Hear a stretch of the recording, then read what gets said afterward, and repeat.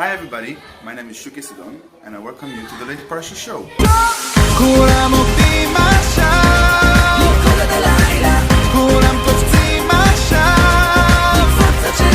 Hey, I hope this video is out before Lag BaOmer, the 33rd day of the Omer, the 33rd day of the 49-day count between the holiday of Passover and the holiday of Shavuos, on which we received the Torah on Sinai.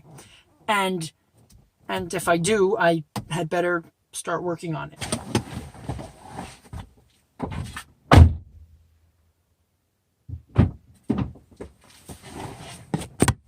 There's a mitzvah in this week's Torah portion that when an ox, sheep, or goat, or I think anything in that cattle category.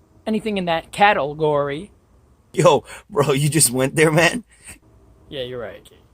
Let's just forget I said that. When an ox, sheep, or goat is born, it must remain in its mother's care for 7 days, and only on the 8th day will it be acceptable as a sacrifice to Hashem, should you so desire to bring it as one.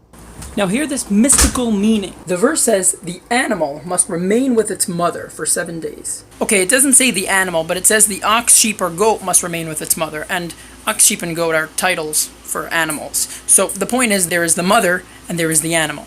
When the verse speaks of the mother, it is signifying your intellect, because from the intellect is born emotion. Right? When your intellect will tell you that something is desirable and good for you, you will produce an emotion of love for that thing. On the contrary to when your intellect will tell you that something is not good and possibly harmful for you, you will develop an emotion of hate for it. When the verse says the animal, it is speaking of the emotion, because animals are very instinctive in emotion and not intellectual. Except maybe this turtle, which you can observe that the way it's eating is just purely intellectual right there. That's just some serious intellectual stuff going down.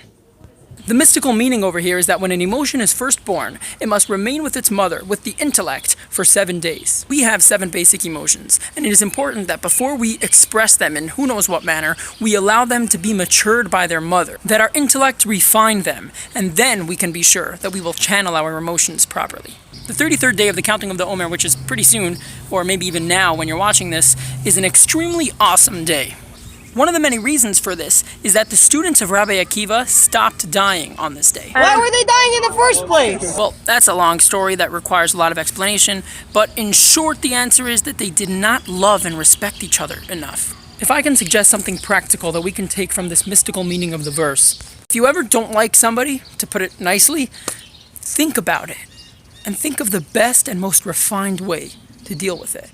And though right now we do not yet have the Holy Temple and we are unable to fulfill this mitzvah of leaving the animal with the mother for 7 days in a physical sense, we should fulfill it in this way, and through it we will have the revelation of Moshiach now, and we will be able to fulfill the mitzvah in the Holy Temple in the physical sense. Oh, and one more thing.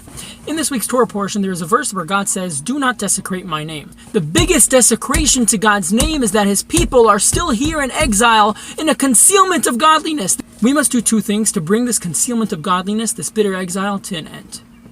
We must demand of God to reveal himself, that we should have the revelation of Moshiach now, and we must already start living in a Moshiach mode, fulfilling the Torah with joy, happiness, and loving every single other person.